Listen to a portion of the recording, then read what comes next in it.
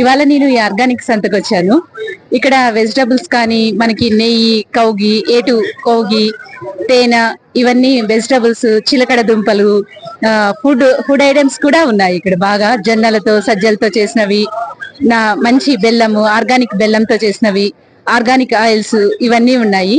ఇవన్నీ మనకి హెల్త్ పరంగా చాలా ఉపయోగపడతాయి.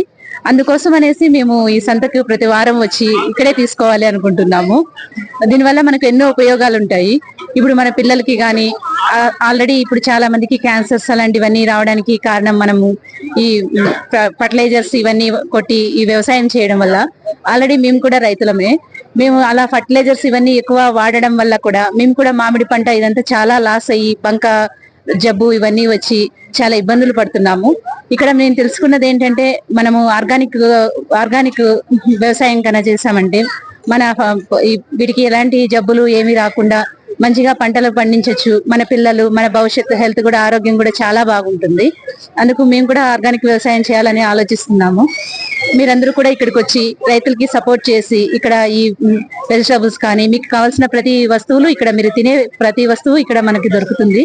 మీరందరూ ఇక్కడికి వచ్చి వీటిని తీసుకోవాలని నేను కోరుకుంటున్నాను.